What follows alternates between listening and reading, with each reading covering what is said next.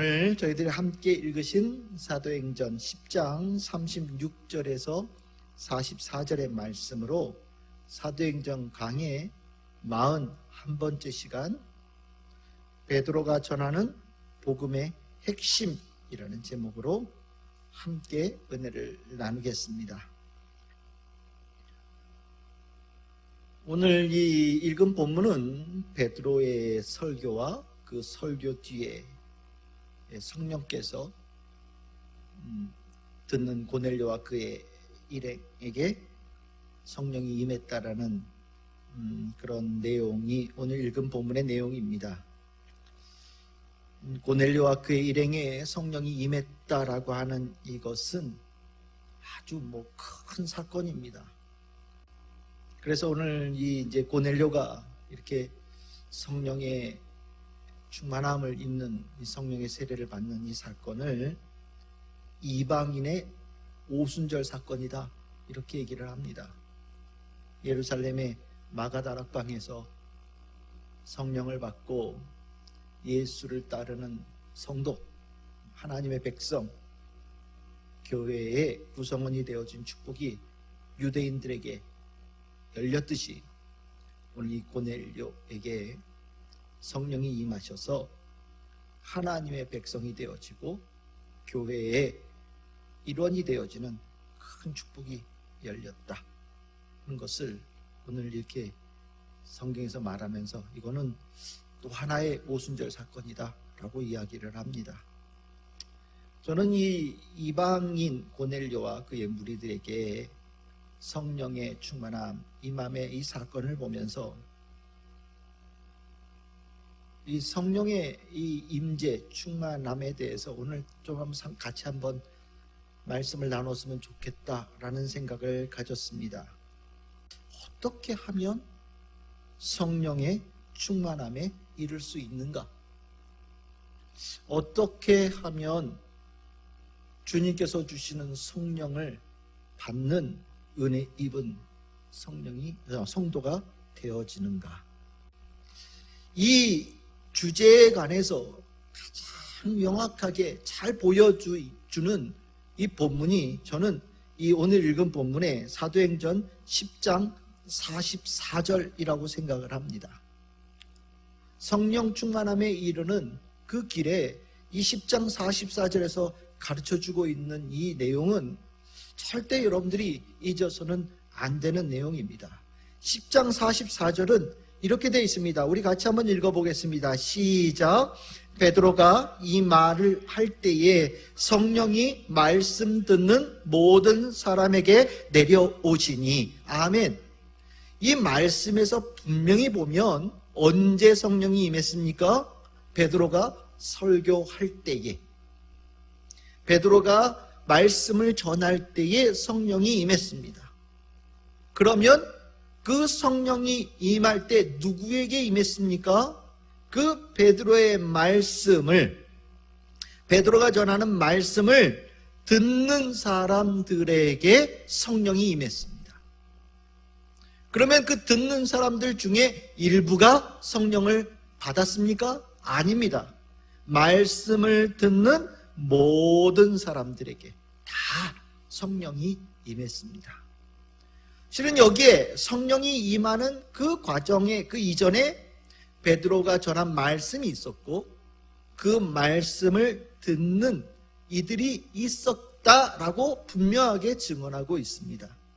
우린 여기서 분명하게 하나의 명제를 이끌어낼 수 있습니다. 그것은 무엇이냐면 성령 충만은 말씀을 들을 때에 임하는 것이다. 성령 충만은 말씀과 깊은 연관을 가지고 있다.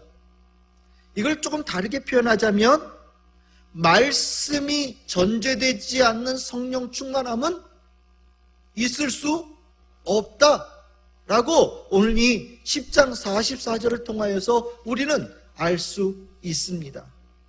그럼 우리는 궁금해집니다. 도대체 베드로는 무슨 설교 내용을 전했는가? 오늘 이 베드로가 전한 설교의 내용은 우리가 조금 있다가 살펴보겠지만 처음부터 끝까지 예수 그리스도에 대한 말씀입니다.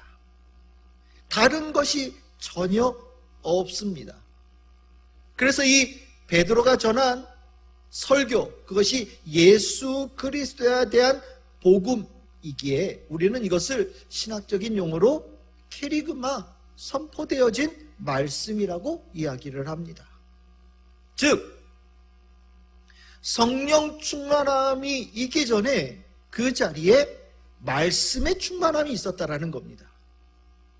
그 말씀의 충만함은 곧 예수 그리스도의 복음의 충만이었고, 곧 예수 그리스도의 복음의 충만은 예수 그리스도의 충만이었다라고 얘기할 수 있다는 겁니다.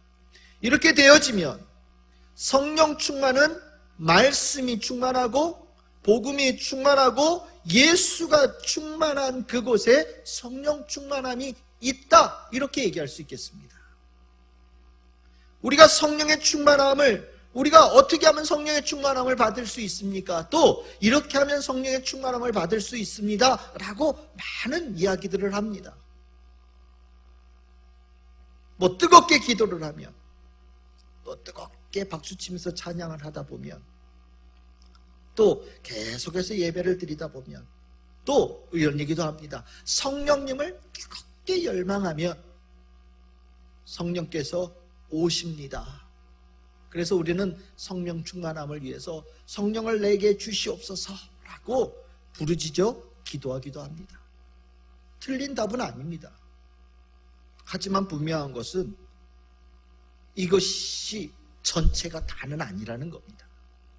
아무리 기도하고 아무리 찬양하고 아무리 성령을 내게 부어달라고 하나님께 조를지라도 그곳에 예수 충만, 말씀 충만, 복음 충만이 되어지지 않으면 성령은 충만하게 임하지 않으신다라는 겁니다. 만일 성령의 충만함을 경험하지 못한 분들이, 성도님들이 계시다면 둘 중에 하나인 겁니다. 아직 예수님이 누구이신지 잘 모르거나, 예수님이 누군지는 잘 알지만 예수님을 믿고 따르는 데에 이르지 못했기 때문에 성령 충만함을 경험하지 못하는 겁니다.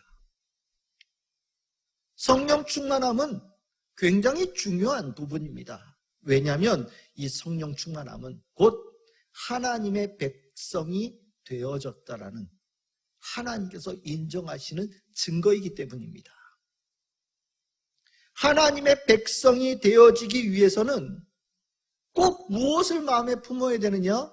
예수 그리스도가 그 안에 풍성하게 거하는 자만 하나님의 백성이 되는 길이 열리고, 그 하나님의 백성이 되어진 자에게 하나님께서는 함께 하시는 성령의 임재, 성령의 충만함을 주신다라는 겁니다. 그럼 우리는 이제 이렇게 궁금해지죠. 도대체 그럼 예수님에 대해서 우리는 무엇을 알아야 되느냐? 예수님을 알아야 믿을 수 있고, 믿어야 따를 수 있는데, 그러면 예수님에 대해서 우리는 무엇을 알아야 되는가? 성경에서 예수님에 대한 이야기, 예수님의 그 뜻을 적어놓은 책을 우리는 이렇게 부릅니다. 복음서라고 부릅니다. 복음서는 예수님에 관한 내용으로 되어진 책을 복음서라고 얘기를 합니다. 그래서 우리는 성경의 4권의 복음서를 가지고 있습니다. 마태, 마가, 누가, 요한이라고 하는 분들이 쓴 예수님에 관한 글, 그 복음서들을 가지고 있습니다. 그럼 우리는 그 많은 것을 다 알아야 예수님을 안다라고 얘기할 수 있습니까? 라고 물어보는 분들이 계실 겁니다. 물론 예수님의 모든 것에 대해서 알아야죠. 예수님을 안다라는 것은 곧 진리를 아는 것이기에 굉장히 중요한 문제입니다. 하지만 그 모든 예수님에 대한 이야기 중에 아주 핵심적인 것, 꼭 알아야 되는 것들을 모았습니다. 그리고 초대교회에서는 그 예수님에 대해서 꼭 알아야 될 것을 정해놓은 거의 규범적인 설교가 있었던 것으로 보입니다. 그것이 뭐라고 부르냐? 캐리그마라고 불려지는 거죠. 우리는 성경에서 이 초대교회에서 행하였던 여러 가지 설교들을 봅니다. 우리 사도행전에도 여러 설교가 나오는데 그 설교들의 내용이 비슷합니다. 이미 베드로만 하더라도 2장 14절 이하에서 오순절에 마가다락방에 성령이 임하고 그 성령이 임한 그 사건을 목격했던 수많은 사람들이 놀라 있을 때 그들을 향하여서 이 모든 일들이 예수 그리스도와 연결되어져 있음을 설교한 적이 있습니다. 굉장히 긴 설교가 나옵니다. 그것도 중요한 캐리그마적인 설교입니다. 그리고 오늘 읽은 본문 중에 10장 36절에서 43절에 다시 한번 베드로가 한 설교가 나오는데 이것은 2장에서 설교되어진 내용보다 훨씬 짧습니다.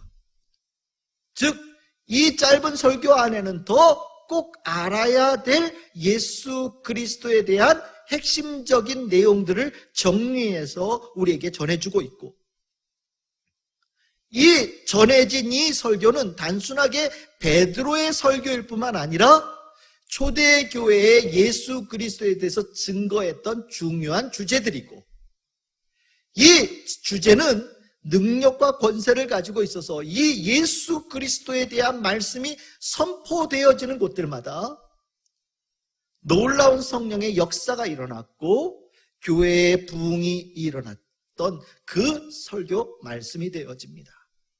이걸 좀 다르게 표현하자면 예수님에 대해서 우리가 무엇을 알아야 되냐라고 묻는다면 짧게는 오늘 읽은 이 본문 중에 나오는 베드로의 설교에 답이 있다. 이 캐리그마적인 복음, 이 말씀을 알고 품고 그 믿고 따르는 자에게 하나님께서는 하나님의 백성이 되어졌다라는 인정을 하시고 거기에 성령을 부으신다라는 것을 오늘 성경을 통해서 우리는 깨닫기에 오늘 이 베드로가 한 설교의 내용과 그 내용을 우리가 분명히 품고 믿는다라는 것은 굉장히 중요한 하나님의 은혜를 입게 되어지는 길이 되어진다라고 저는 믿습니다. 그럼 우리는 이게 물어봅시다. 도대체 베드로는 예수님에 대해서 뭐라고 설교했는가? 크게 세 가지로 구분을 해보겠습니다. 첫 번째는 무엇이냐? 10장 36절에 나와 있는 내용입니다. 우리 10장 36절을 다 같이 읽어보겠습니다. 시작! 만유의 주 되신 예수 그리스도로 말미암아 화평의 복음을 전하사 이스라엘 자손에게 보내신 말씀. 아멘. 여기에 분명히 뭐라고 되어져 있느냐? 예수님은 하나님께서 보내신 화평의 복음이라고 얘기를 합니다. 화평. 하나님께서 이 땅에 화평의 복음으로 보내셨다는 말씀이 무엇이겠습니까? 이 땅에 화평이 많으면 화평의 복음을 하나님께서 보내실 이유가 없지요. 하나님께서는 이 땅에 화평이 모두 깨졌기 때문에 하나님께서 예수님을 이 땅에 보내셨다라고 증언합니다. 그럼 이 땅에 왜 화평이 깨졌을까요? 왜 질서가 깨지고 주님께서 모든 것을 만드신 아름다운 모습이 다 허물어졌을까요? 그것은 바로 인간들이 가지고 있는 죄 때문이지요. 인간이 가지고 있는 죄, 인간이 가지고 있는 악함은 하나님께서 만드신 이 창조되어진 세계를 완전히 무너뜨렸지 않습니까? 사람들은 모이면 늘 언제나 무리를 짓지요. 그리고 무리를 지어서 위아래를 나눕니다. 그 위아래가 때에 따라서는 계층이 되어지기도 하고 때에 따라서는 계급이 되어지기도 합니다. 그리고 위에 있는 자와 아래에 있는 자가 완전히 나누어져서 위에 있는 자는 힘을 갖고 밑에 있는 자들은 압제를 당합니다. 그 가운데 고통과 부르짖음이 있습니다. 힘을 가진 자에게는 한없이 관대하고 힘이 없는 자에게는 한없이 포악한 사회가 만들어져 갑니다. 한 가지 분명한 것은 그 안에 살아가는 많은 사람들이 행복하지 않다라는 겁니다. 저는 개인적으로 이 죄악된 세상의 가장 대표적인 모습이 이스라엘 백성들이 포로로 종으로 살았던 애굽 땅의 모습이 아닐까라는 생각이 듭니다. 일부의 권력자들은 많은 것을 누립니다. 하지만 그들의 그 많은 것을 누리는 삶을 지탱해 주기 위해서 정말 수많은 사람들이 착취와 억압 속에 행복하지 않은 삶을 살아갑니다. 바로 그것이 죄로 인하여서 무너진 이 세상의 모습이고 화평이 깨진 이 세상의 모습입니다. 하나님은 이 세상의 죄로 인하여서 깨진 이 세상을 그냥 두지 않으시겠다라고 뜻을 정하셨고, 하나님께서는 이 땅에 하나님의 그 화평의 통치를 회복하기를 작정하셨고, 그 하나님의 회복되어지는 하나님의 나라에 복음을 전하는 자로 예수님을 이 땅에 보내셨다라는 것이 베드로의 첫 번째 설교의 주제입니다. 그래서 오늘 읽은 본문의 10장 37절에서 38절에 보시면 예수님께서 가시는 곳마다 놀라운 일들이 일어났다라고 얘기를 합니다. 그 가운데 이런 얘기가 있습니다. 예수님께서 그 화평의 복음으로 오셔서 가시는 곳들마다, 두루 다니시는 곳들마다 선한 일을 행하시고 마귀에게 눌린 모든 사람들을 고치셨다라고 얘기를 합니다. 선한 일이라고 하는 것은 은혜를 베푸셨다라는 겁니다. 이제까지 이 악한 세상은 누군가의 것을 뺏어가고 누군가의 것을 짓밟는 데 관심을 가졌던 사회인데, 예수님께서 오셔서는 아낌없이 나누어주는 삶을 보여주셨고 하나님 나라를 보여주셨다라는 겁니다. 그리고 예수님께서는 이 땅에 오셔서 또 한 가지 한 것이 무엇이냐? 마귀에게 눌린 사람, 마귀에게 억압당하는 사람, 악함에 짓눌려 있는 사람들을 고쳐주셨다, 해방시켜 주셨다, 그들에게 제대로 살아가야 될 삶의 터전을 허락하셨다라는, 그 일을 하셨다라는 겁니다. 그럼 예수님께서 그 일을 행하실 때 이런 일을 할 수 있었던 모든 힘은 어디서부터 오느냐? 오늘 읽었던 아까 본문 사도행전 10장 38절에 이렇게 얘기합니다. 하나님께서 성령과 능력을 기름 붓듯 부어주셨고, 예수님께서 그 일을 행하여 가실 때 하나님은 언제나 함께 하셨기 때문에 그 일을 할 수 있었다라고 베드로는 증언하고 있는 겁니다. 즉 베드로는 예수님께서 살아가신 모든 것이 하나님의 나라에 대한 선포였고, 그것을 단순하게 말로만 전하는 것이 아니라 실질적으로 하나님의 나라가 실행되어지는 증거를 보여주셨다라고 베드로는 증언하고 있는 겁니다. 우리가 예수님을 어떤 분으로 알아야 되느냐? 예수님과 하나님의 나라는 떨어질 수 없는 겁니다. 예수님은 하나님 나라를 우리에게 보여주시고 하나님의 나라를 선포하시고 하나님의 나라를 꿈꾸게 하시기 위해서 이 땅에 오신 분이라는 겁니다. 하나님께서는 구약 성경에 하나님의 의로운 통치를 약속하셨고 그것을 믿는 사람들은 그것을 간절히 기다리고 있었습니다. 하지만 수많은 사람들이 내가 그 일을 하기 위해서 보내어짐을 받은 사람이라고 자기를 드러냈지만 그것이 한 세대도 지나가기 전에 허물어지고 거짓이라는 것이 드러났습니다. 하지만 예수님은 이 땅에 오셔서 진짜 하나님께서 보내신 분, 하나님께서 그 약속하셨던 하나님의 나라가 시작되었음을 알리는 분, 그리고 하나님 나라 앞에 죄악된 세계가 물러가고 고침을 받고 문제가 해결되어지는 능력이 있음을 보여주시는 그분으로 예수님은 이 땅에 오셨다라는 것. 여러분들이 그 예수님을 하나님의 나라를 이 땅에 시작하신 분으로 분명하게 알고 여러분들이 그 예수님을 품고 믿는 성도들 되어지시기를 소망합니다. 두 번째로 예수님에 대한 베드로의 설교의 주제는 무엇이냐? 39절에서 41절에 나오는 말씀 속에 있습니다. 그것은 무엇이냐면 예수님은 부활을 통하여서 하나님 나라의 승리를 선언하셨다라는 겁니다. 오늘 39절에서 41절에 보시면 예수님께서 열심히 하나님 나라를 전하고 다녔습니다. 가는 데마다 억눌렸던 사람들이 자유함을 얻고 귀신 들렸던 사람이 그 귀신에 억압되어진 세력이 쫓겨나는 큰 하나님의 나라의 능력이 나타났습니다.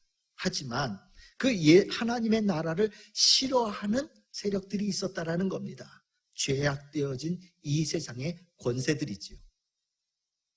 많은 사람들이 예수님께서 세상의 그 불의한 권세 입은 자들을 물리치실 거라고 아마 생각을 했을 겁니다. 그래서 예수님께서 예루살렘으로 들어가실 때 호산나 하며 수많은 사람들이 예수님의 예루살렘 입성을 환호성으로 화답했던 이유가 바로 그것이었을 겁니다. 그런데 우리는 이 베드로의 증언 속에 충격적인 얘기를 듣지 않습니까? 예수님께서 예루살렘에 들어가셨는데 하나님의 나라를 싫어하는 세상의 권세자들이 예수를 나무에 달아 죽였다. 예수님께서 나무에 달려 죽었다라는 게 무슨 얘기입니까? 예수님의 죽음으로 끝나지 않습니다. 예수님께서 전하셨던 하나님 나라의 실패고 예수님께서 전했던 하나님 나라의 패배함이고 하나님의 나라, 예수께서 전했던 모든 하나님의 나라는 허상이었다라고 생각되게 만드는 것이고 그리고 그 하나님의 나라가 이 세상에 죄악되어진 권세도 이기지 못하는 무기력한 나라다라는 것을 얘기하는 것밖에 안 되는 겁니다. 예수님은 십자가에 달리셔서 돌아가신 것 많은 모든 사람들이 아는 내용입니다. 그런데 베드로는 이렇게 증언합니다. 놀라운 일이 일어났다. 무슨 내용이냐? 하나님께서 그 예수를 사흘 만에 다시 살리셨고 살아난 예수는 우리에게 그 제자들에게 사도들에게 나타나셔서 그 부활하신 모습을 우리에게 분명하게 보여주셨다라고 얘기를 합니다. 하나님의 나라는 실패한 것처럼 보이고 배망한 것처럼 보이고 허상인 것처럼 보이고 무기력한 것처럼 보였는데 하나님께서 예수라는 이 분을 다시 살려주심을 통하여서 그가 전하였던 하나님의 나라가 다시 살아나는 것을 보여주셨고 세상의 모든 권세가 하나님의 나라를 무너뜨리기 위해서 모든 수단 방법을 다 동원해도 예수가 전하는 하나님의 나라를 이길 수 없으며 궁극적으로 예수께서 전하셨던 하나님의 나라는 존재하고 모든 권세에 대해서 승리한 나라가 되어졌음을 베드로는 분명하게 증언하고 있는 겁니다. 예수님께서 전하셨던 하나님의 나라는 실패한 나라가 아니라는 겁니다. 예수님께서 전하신 하나님의 나라는 부활을 통해서 승리하였다라는 겁니다. 그리고 이 승리는 완전하고 궁극적인 승리다라고 선언하고 있는 겁니다. 베드로는 이 설교를 통하여서 듣는 이들에게 요구하는 겁니다. 그 궁극적으로 예수가 승리하신 하나님의 나라, 그 나라를 믿느냐? 그 나라를 품느냐? 그 나라가 오늘 이 땅에서 살아 역사하는 현재적인 나라라는 것을 네가 완전하게 따르느냐라고 물어보는 것을 얘기하는 겁니다. 베드로는 예수님의 부활은 하나님께서 예수가 전하셨던 하나님의 나라를 인정하신 것이다 라고 얘기를 하고 있고 그 예수가 전한 하나님의 나라는 진짜다 라는 것을 얘기하고 있는 겁니다. 십자가에 왜 그러면 예수님께서 나무에 달려 돌아가셨느냐? 우리는 알지요. 하나님 나라에 들어갈 자가 없어요. 죄가 너무 다들 많아서 하나님 나라의 문이 활짝 열려도 죄값 때문에 들어갈 방법들이 없습니다. 그래서 예수님께서는 십자가에 달리셔서 이 세상의 모든 죄값을 다 짊어지신 것이지요. 하나님의 나라의 문은 활짝 열렸고 죄값 때문에 들어가지 못하는 사람들도 죄값이 다 탕감을 받는 놀라운 은혜가 있게 되어졌다. 이러고 나니 예수님께서 전하셨던 하나님의 나라는 모든 사람들에게 복된 소식이 되어지는 나라가 되어지는 겁니다. 베드로는 예수님의 부활을 통하여서 그가 전하였던 하나님의 나라의 승리를 선언했습니다. 즉, 이 베드로의 설교를 듣는 모든 성도들은 하나님의 나라가 승리하셨다라는 것을 믿어야 된다라는 겁니다. 하나님 나라의 승리, 하나님 통치의 승리를 믿는 자가 하나님의 백성이 될 수 있고 그런 자에게 성령의 역사가 일어난다라는 겁니다. 이 세상에 속하여 있고 이 세상에 꿈을 가지고 있고 이 세상에 아부하고 이 세상 속에서 좀 더 높은 자리에 나아가기 위해서 의로운 것을 내팽겨치고 하나님의 나라가 어디 있어? 그거 다 넘는 거야. 예수 거짓말장이고 예수 죽은 자야. 예수가 전했던 하나님의 나라는 다 허상이야 라고 생각하는 자들에게는 하나님의 나라의 승리를 확신하지 못하는 자에게는 절대로 성령의 역사가 일어나지 않는다 라는 것을 오늘 이 베드로의 설교를 통해서 우리는 분명하게 알아야 됩니다. 저는 여러분들이 이 베드로의 설교를 통해서 예수 승리, 하나님 나라의 승리를 확신하는 성도들 다 되기를 바랍니다. 세 번째로 베드로의 설교의 주제는 42절에서 43절에 나와 있는 겁니다. 예수님은 부활하셔서 하나님 나라의 주권자로 세워지셨고 모든 영혼의 통치자이시며 심판자이시다라고 선언합니다. 오늘 이 베드로의 설교는 이렇게 얘기를 합니다. 하나님께서 그 예수님을 완전히 인정하셔서 그 승리한 하나님의 나라를 예수님께 완전히 맡겼다라는 겁니다. 하나님 나라의 이제 승리, 이 세상의 나라는 없어지는 겁니다. 이 죄악의 세상은 하나님의 심판을 받아서 없어질 나라입니다. 이 죄악된 세상을 완전히 정복하고 새롭게 세워질 하나님의 나라가 이미 시작되어졌고 부활을 통해서 완전한 궁극적인 승리를 이미 이루셨습니다. 그리고 그 세워진 하나님의 나라를 하나님께서 예수님께 맡기셨다라는 겁니다. 하나님 나라의 통치자로 세우셨다라고 얘기를 합니다. 이제 그 하나님 나라가 세워졌고 그 하나님 나라의 통치자가 예수님이시니 하나님 나라에 들어가려면 누구의 뜻에 누구의 마음에 들어야 되겠습니까? 유일한 분 딱 한 분이지요. 바로 예수님이십니다. 베드로는 선언합니다. 승리한 이 하나님 나라 예수께서 통치하고 계시니 우리는 그 예수를 믿음을 통하여서 하나님 나라에 들어갈 수 있다. 이것이 유일한 방법이다. 예수님께서 십자가를 통하여서 모든 사람들의 죄값을 다 치르셨다. 그 예수님께서 십자가에 달리신 그 사건이 패배가 아니라 오히려 너무나도 큰 한량없는 은혜라는 것을 믿는 사람들에게는 그 어깨에 그 등에 짊어지고 있는 어마어마한 죄가 다 떠나가는 역사가 일어날 것이다. 그리고 나면 예수님께서는 그 자들을 다 하나님 나라에 들여보내신다. 예수께서 지금 살아계셔서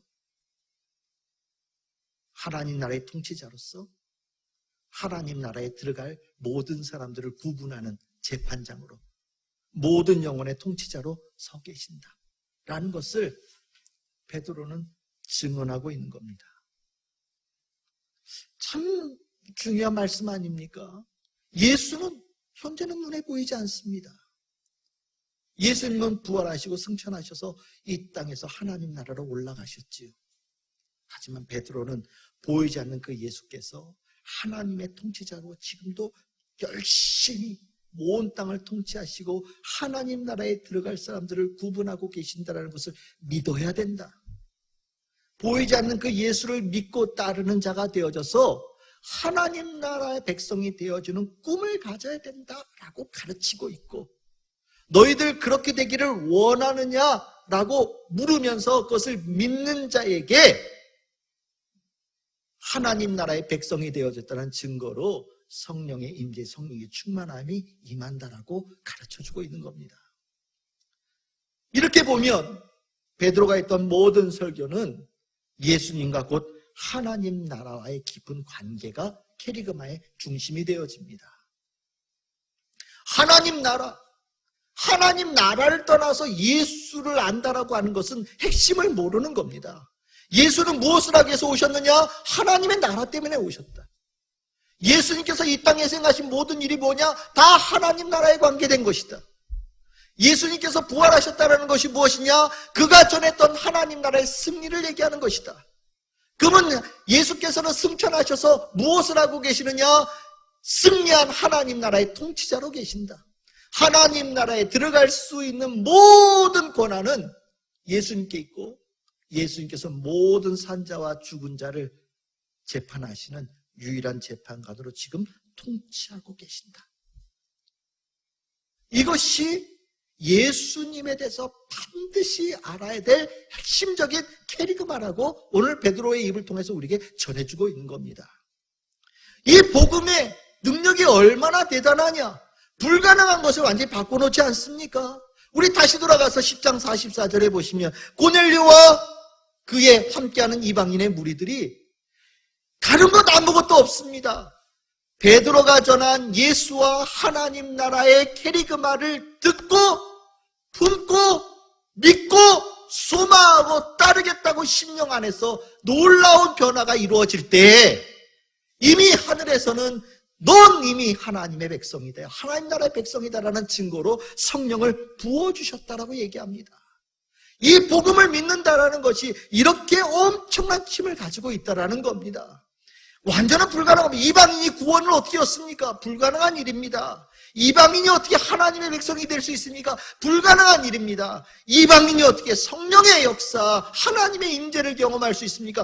불가능한 일입니다. 더러운 자들이고 부정한 자들입니다. 그 어떤 것으로도 이 부정한 자들이 하나님의 백성이 될 수 있는 길은 없다라고 생각했습니다. 그런데 베드로가 전한 이 캐리그마, 예수에 대한 말씀, 복음을 듣고 믿는 그것이 불가능한 것을 완전히 바꾸어 놓는 놀라운 힘이 있었다라고 얘기하고 있으니 이 복음을 알고 믿는 것이 얼마나 대단한 힘인가 우리는 깨닫게 되어집니다. 성령 충만을 어떻게 받을 수 있냐고요? 10장 44절 보십시오. 그리고 이들이 들었던 말씀, 베드로의 설교, 10장 36절에서 43절의 베드로의 설교를 들으시고 마음에 품고 믿고 따르는 순간 하나님께서는 하나님의 백성이라는 증거로 성령의 역사하심, 성령의 충만함을 허락해 주십니다. 왜 나에게는 성령 충만함이 임하지 않느냐라고 묻는 분들이 계시다면 베드로가 전한 복음을 내가 알고 있는지 물어보시기를 바랍니다. 내 스스로 베드로가 전한 이 복음의 내용을 내가 알고 있는가? 만일 모르고 있다면 이 복음을 알고 품으시면 됩니다. 어떤 분들은 나 그거 아는데 왜 나에게 성령의 충만함이 임하지 않습니까? 라고 묻는다면 아는 것을 넘어서서 이것을 믿어야 된다라고, 소망해야 된다라고 가르쳐드리고 싶습니다. 그 믿는 자에게는 아까 말씀드렸듯이 누구에게나 다 남녀노소 유대인 이방인 상관없이 성령이 임하는 놀라운 축복을 받는다라고 분명하게 여러분들에게 말씀드릴 수 있겠습니다. 저는 이 성령의 충만은 하나님 나라 백성의 징표라고 생각을 합니다. 그리고 또 이것은 모든 성도가 꼭 얻어야 될 필수적인 은혜다라고 저는 믿습니다. 참 이 성령 충만함 그렇게 어려운 것 같아서 우리 성령 충만함을 달라고 기도하고 부르짖었는데, 실은 오늘 읽은 이 본문을 보면 아주 분명한 길이 있는 겁니다. 우리가 부르짖음이 약해서 성령의 충만함을 경험하지 못하는 것이 아니라 믿지 못하여서 성령의 충만함을 경험하지 못하는 겁니다. 말씀에 충만하지 못하고 복음에 충만하지 못하고 예수에 충만하지 못하다 보니 성령 충만함은 불가능한 이야기가 되는 것처럼 오늘 된다라고 오늘 성경의 말씀을 통하여서 깨닫게 되어집니다. 저는 고넬료에게 임한 이 성령의 충만함이 모든 성도님들에게 도전이 되어지기를 소망합니다. 이방인에게도 성령의 역사가 일어났습니다. 하나님께서 인정하시는 역사가 일어났습니다. 우리가 그토록 오랫동안 신앙생활하고 교회 안에서 신앙생활을 했는데도 불구하고 우리가 성령의 충만함을 경험하지 못하고 있다면 이것은 우리가 정말 한번 뼈저리게 내 신앙을 돌아봐야 되는 회개의 자리가 만들어져야 되지 않나라는 생각을 갖습니다. 우리에게 꼭 필요한 것이 무엇이냐? 하나님 백성의 분명한 확신입니다. 하나님 백성의 확신을 가진 자는 세상이 두렵지 않습니다. 세상이 힘들고 세상이 어둡고 세상이 혼돈스러워도 하나님 백성 되어진 확신을 가진 자는 흔들리지 않습니다. 그러고 보니 요즘 우리가 이 코로나 시대를 맞이하여서 참 사회가 어둡고 불안하고 나날이 걱정이 쌓이고 더 깊은 갈등 속에 날마다 빠져드는 이 모습을 볼 때 그 어느 때보다 성령의 임재, 성령의 충만함을 통하여서 하나님 백성이라는 확신이 그 어느 때보다 더 절실하게 요구되어지는 때를 우리는 살아가고 있다고 저는 생각을 합니다. 각자 집에서 각자 처소에서 예배를 드릴 수밖에 없는 이 상황 속에 우리는 각자의 처소에 임하시는 성령의 은혜와 성령의 임재와 성령의 충만함을 경험하게 되어져야 되고 그 과정에서 홀로 있더라도 흔들리지 않는 성도의 모습을 우리는 가져갈 수 있어야 됩니다. 그러기 위해서는 우리는 예수님 충만해야 됩니다. 그러기 위해서는 복음이 충만해야 됩니다. 그러기 위해서는 말씀이 충만해야 됩니다. 예수님에 대한 확고한 이해와 예수님께서 전하셨던 하나님의 나라에 대한 확고한 믿음이 우리에게 반드시 있어야 됩니다. 오늘 성도 여러분, 어떻게 성령 충만을 받느냐? 라고 여러분들 마음속에 궁금함이 있는 분들이 계셨다면 오늘 이 말씀 속에 성령 충만함에 대한 분명한 길이 우리에게 나누어졌으니 이 길을 따라서 잘 걸어가서 모든 성도들이 성령 충만함으로 굳건하게 하나님의 백성으로 주께서 인정하시는 놀라운 축복이 임하시기를 주님의 이름으로 축원합니다.